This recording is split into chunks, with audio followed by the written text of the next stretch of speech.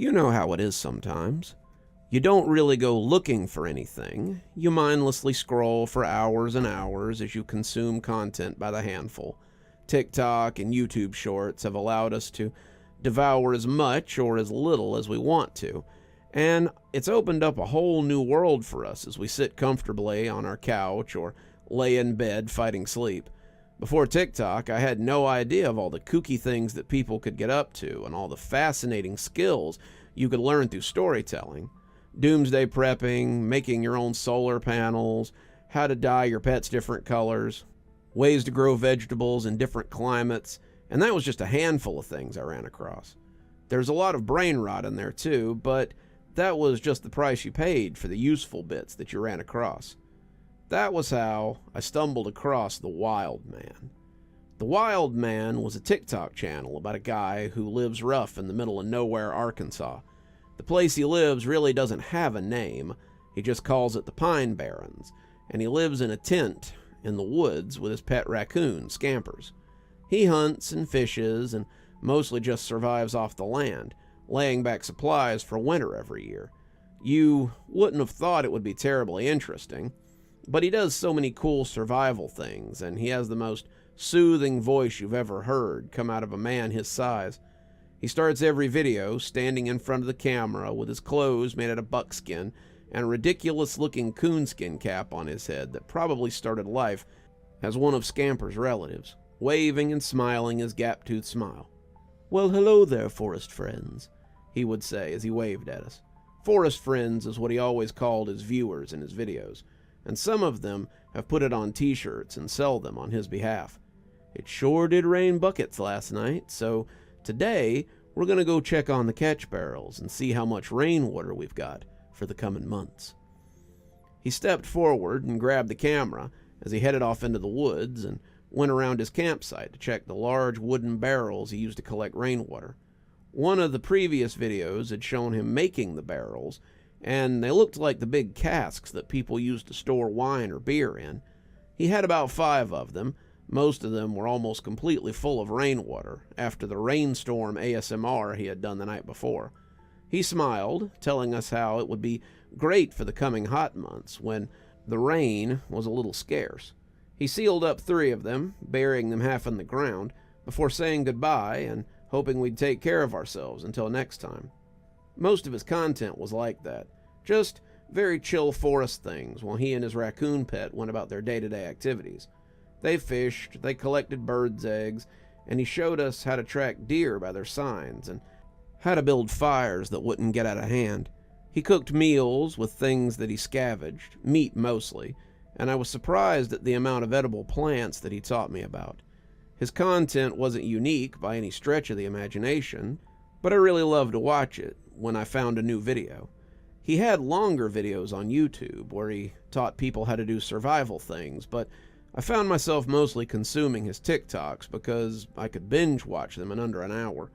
His voice was nice to listen to, and I've actually tried a few of the things that he talked about doing at his little campsite. The bucket on my back porch is growing a good crop of worms, and the rainwater collector in my backyard is watering my homemade garden nicely. So don't tell the government, because I'm pretty sure it's illegal. I wondered, when I first discovered him, how he got the things he used, and he must have read my mind because he had a video about going into town and trading some of the things he made for money and supplies. He must have made a decent living at it because he also had a P.O. box where people sent him things. He slept in a tent that was graded for conditions in Everest because a fan had thought he might need some help through the cold months. He had a Coleman stove that he cooked on sometimes, also provided by a fan, and there were various other things that he had that he certainly hadn't foraged for.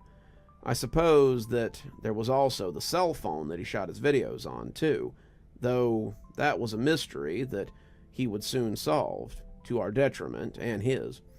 It started innocently enough with something I thought I had made a mistake about. "Well, hello, forest friends," he said one day, his shirt off and his arms slimy with clay. "I'm just making some bowls if you'd like to join me." Heck yeah, I thought, as I settled in to watch him make clay bowls. He had some clay that I imagined he had found at the river, and he was forming and molding them when I noticed something in the background. It was hard to see, kind of a nothing discovery, but it was a shoe sitting beside his tent. Not just any shoe either, but a Nike running shoe. I don't know why it seemed to stand out to me, but I rewound the video a couple of times to look closer at it. The shoe was too small for him. The wild man wore a size 14 and often complained that he had to get deer hides for moccasins about twice a year, and this looked like it would barely cover one of his big old toes that he now had on display as he worked. What's more, I thought there was some discoloration on the shoe, something dark, but I couldn't see it well enough to be sure. Wild Man made about 8 big bowls, saying he would make lids for them and seal the food in them, before telling us to take care of ourselves and to be respectful of nature when we had reason to be within her. The forest can be dangerous for those who don't respect it, he added, looking good-naturedly at the camera. That was a new one, I thought. I went back to doom-scrolling. I had 3 more hours of work to get through, and my work hadn't quite filled the day like they had planned. I went to his profile, and it seemed the wild man had been quite busy that day. He had about 10 new videos out since yesterday, and I watched him hunt for a couple of deer, fish some, play with Scamper, smoke the fish and the deer that he had caught, and do an ASMR in the middle of the night, and go for a walk after dark as the crickets and the nightbirds called out around him. The video, to me at least, didn't feel like they were in order. I thought that the hunting video seemed to be in the early morning, the fishing in the mid-morning, and the cooking in the early afternoon. That wasn't weird in of itself. People upload videos all the time that aren't in order, but it was the comments on the cooking video that made me stop and scroll a bit. He had fish crisping on a stick over a fire that he had prepared, the deer meat sitting on a rock as he prepared to salt and store it, but then there was something on another rock near the deer meat. It didn't look the same. It looked, in fact, like pork. Some of his subs thought the same thing, and they asked what tree he had found the bacon on. The wild man had commented that it was just deer meat from an earlier kill, but some hunters said that if that was deer meat, then they wouldn't eat it because it didn't look right. Too pale, the comments said, but the wild men told them it had tasted fine. A little strange, but nothing to write home about, and certainly nothing to keep people awake at night. No, the thing that kept me awake was what I found on his YouTube channel. The video of him walking in the woods was the usual 5 minutes of him crunching along through the leaves, stopping to listen to the quiet nighttime sounds around him, and then progressing on before repeating it. He would point out the sounds of frogs and crickets, small birds and night creatures, and then move on through the crispy brush to find his next stop. At the end of the TikTok, there was a message that said I could watch the whole 3-hour video on YouTube, so I clicked over to his channel and put it on in the background while I worked on some last-minute paperwork. I liked having noise while I worked. It made me more productive, I think. So I listened to his big old deerskin moccasins as they crunched through the underbrush, talking about birds and squirrels and frogs as I put numbers into a report and information into a PowerPoint that would go along with it. About an hour and 45 minutes in, he stopped suddenly and gasped quietly. Who could be out here during such a dry season? With a fire too? Man, what are they thinking? We started walking again, and I looked down to find him creeping up on a campfire out in the woods. The crunching was done, and I realized that had been for the benefit of the video. He could be damn near silent when he wanted to be, and as he snuck up on the campers, I let my fingers rest on the keyboard. There were 2, both sitting around a healthy-looking fire and both cooking hot dogs. They were laughing, listening to music, and he hovered on the edge of their campsite and watched them. They were being too loud to hear him. He could have probably started running, and he moved back some before moving the camera up to his face. Sorry, forest friends, but I need to call tonight's walk a little early. I need to have a word with some less than courteous forest friends and let them know that this isn't the burning season. Till next time, take care of yourselves and be safe. He ended the video there and hadn't answered any of the comments on it. People wanted to know what had happened and if he had scared them off. They wanted to know if he had called the police or the park rangers to enforce the burn ban. Some of them jokingly asked if he had just killed them and put their fire out, but these were mostly treated as jokes. Wildman, despite his name, was pretty peaceful and generally didn't interact with people any more than he had to. It was weird to think of him hunting folks, almost unheard of, and most people either laughed these comments off or told them it wasn't something to joke about. I could understand where they were coming from, and I didn't think some of them were joking. The tone of the video had shifted pretty quickly, and it had been a huge tonal shift at that. I finished up my stuff, listening to something different to fill the void, and when I packed up to go home, the video was still on my mind. I kept an eye on the channel for the next couple of days, watching for updates and watching what came out. Wildman stored some food in those pots, salted meat, it looked like, and buried them near the camp. The Wildman made a stew from some of the meat and some forest greenery. It rained, and the Wildman sat on a poncho and listened to it as it washed over him. Wildman showed us a little female raccoon that had come to visit Scamper, and he reflected that the little raccoon might return to nature soon. There were a few others, but someone in the comments asked where he had gotten the new poncho, and that caught my eye. Wildman responded that he'd had it for a while, but this was the first time he'd used it. Someone else asked if maybe he had taken it from the campers he'd scared off the other day, but he didn't respond to that. That got me thinking, though, and I went back to the video to see if they were right. It was a little hard to tell, but the jacket did look a lot like the windbreaker that one of the campers was wearing. Had they left it behind when he scared him off? I didn't see how, since the guy was wearing it with the hood up the last time I'd seen him. And that made me think about that shoe again. Something wasn't adding up, and it was a mystery that I was interested in getting to the bottom of. Wildman had been on TikTok for a year, but he'd been on YouTube for about 5 years. He'd started out doing those videos that you sometimes see on those channels from South America, the ones where they made ponds and pools and things by hand. He had a couple of videos of him digging latrines and water reservoirs, building fire pits or lean-tos, and even one where he tried to build a log cabin, though it hadn't gone well and he had torn it apart. Something I was interested in, however, were the videos where he went walking in the woods at night. They seemed to be a running thing for him, and a lot of people said they liked the soothing forest sounds while they were trying to fall asleep. He had done about one a week since he started the channel, and I ran through the comments on a few of them and noticed someone was putting timestamps in some of them. The timestamps usually had comments asking why he had stamped these parts, but he never responded. The timestamps turned out to be exactly what I'd been looking for, though. The timestamps were always for parts of the video where he encountered people in the woods. Most of these encounters were very similar to the ones I had seen earlier. He would stalk the site, looking at the people, and generally wouldn't say a word as he watched them. Most of them were just people out hiking or vagrants in the woods, looking for a place to stay. But these videos were very different from his usual upbeat content. They felt very sinister, very off, and the more I watched them, the less I liked them. I went to the profile of the guy who kept leaving the timestamps, Forest Friend 66, and he had compiled some videos too, some videos about the Wild Man. His videos were usually compilations of the Wild Man and the videos where he stalked the campsites. Then he would circle something in a still frame and flash to a later video. A shirt from a hiker that had become an arm bandage.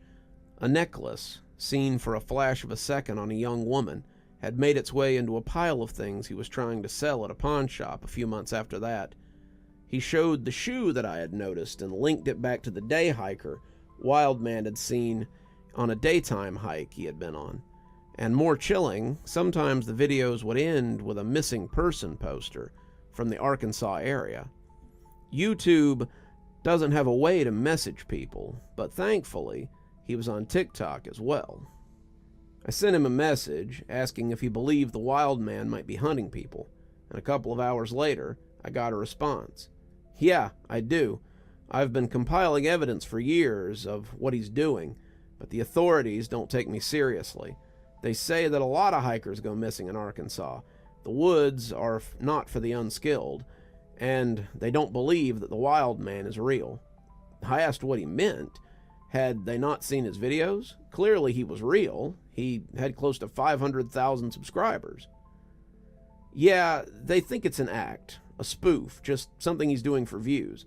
They say there's no way that he could live in the woods like that without serious shelter. They claim he would have no way to survive the winters in just a tent. I showed them the videos of him doing just that, but they're convinced it's an act.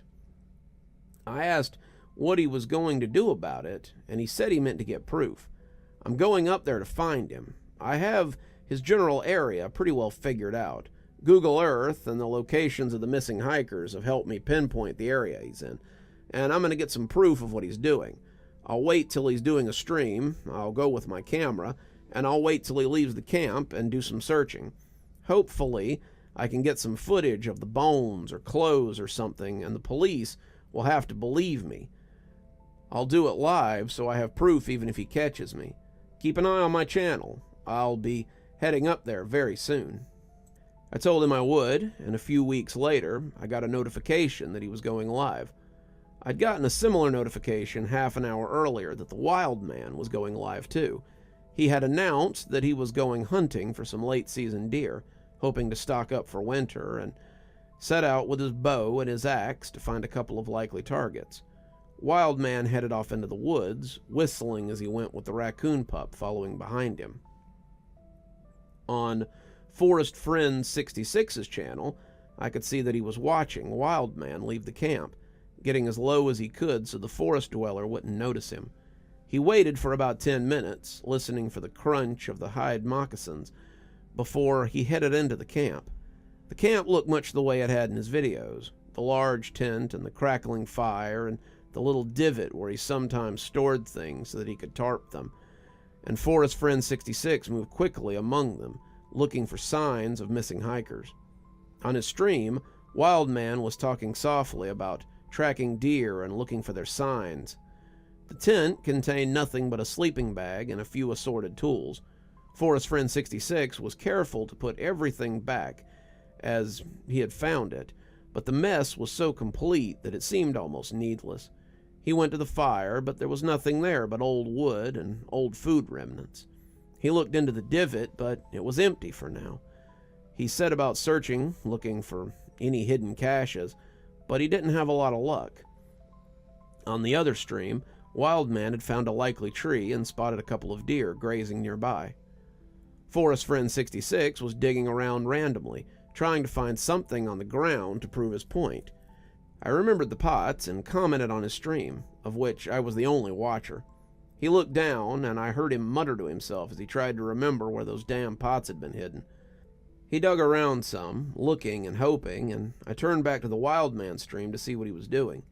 He was standing over the deer, an arrow sticking from it, as he lifted it and headed back to camp. I commented again, telling him that Wild Man was returning, but he didn't see. I watched again later and saw that while he was looking, he had stuck his foot in a hole and broken through into a hidden cache of stuff. There were clothes, shoes, personal effects, and a fanny pack with cash and IDs in it. I would have thought Wild Man would have no use for something like that, but it seemed he was not immune to keeping trophies of his kills. Forest Friend 66 grabbed the bag, preparing to run, when he heard a noise and looked up just in time to see Wild Man coming back with the deer. On Wild Man's stream, he saw Forest Friend, and the two just stood for a moment and looked at each other.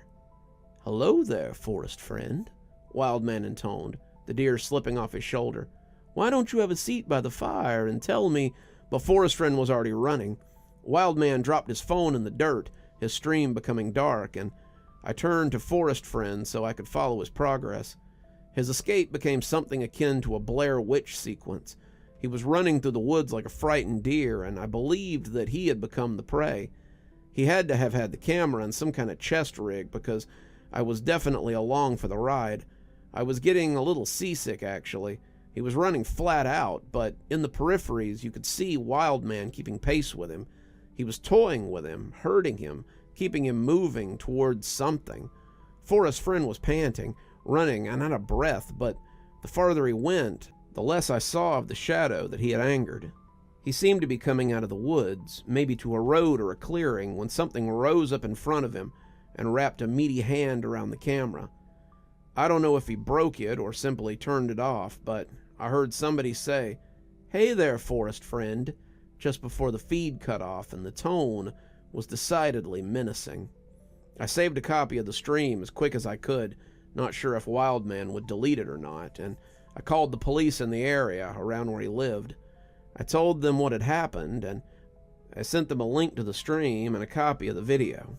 But they didn't seem too worried. They said people went missing in the woods all the time, and it didn't necessarily mean any foul play had occurred. As for the video, well, it was a good bit of acting, but they didn't believe it. The guy in the video is a nut. He sends us evidence all the time, and it never pans out more than theories. As for the wild man, that's Thomas Land. He lives in town. The character he pretends to be is just that, a character. If he wants to put on buckskins and play Tarzan, then that's his call. He owns all that land out there after all, so it's his to hunt and fish if he feels like it. They hung up on me, and it wasn't the last thing I heard on the matter. It's been a few hours since the stream, and I just got a message from Forest Friend 66. Well, no, I got a message from Thomas Land, aka Wildman, on Forest Friend's account. "Hello there, Forest Friend. I understand you've been talking to some not-so-friendly people. He's not going to be a problem anymore, but I do need you to be a pal and delete that video you have. Otherwise, I might have to pay you a visit next, friend. I've been sedentary for a while, but a trip might be just what I need to spice things up." You're still here. Thanks for stopping by. Dr. Plague here. Always a pleasure to see all my new and old viewers coming by for another one of my spooky tales. If you'd like to support the show, you can always take part in one of our channel offers through Fume or Aura, or you can just click on another video when they come up. I'd really appreciate it. For our newer viewers, we also have lots of playlists and other things if you'd like to get caught up. I know some of my series have been going on for quite a while. If you'd like to get my latest book, there's a link down below that'll take you to my Amazon page. Towesey Homestead just came out, so if that's something you'd like to get your hands on, go ahead and have a look down there. If you'd like a signed copy, you can go ahead and email me from my email address on the site, and I'll get with you about shipping information and ship you a signed copy. If you'd like to support the channel in a more monetary fashion, we also have membership through YouTube, and we've got a Patreon that you can get the information for in the description. We have lots of tiers and everything to suit your needs. Patrons that support on the $10 tier, that's our Ghostly Reader tier, get a book anytime I write one, signed and on their doorstep. As you may have noticed, there's a list of patrons and members on the screen, and I'd like to personally thank every one of them for taking a hand in the future of this channel. Well, that's enough for tonight. Dr. Plague, signing off. Have a wonderful evening.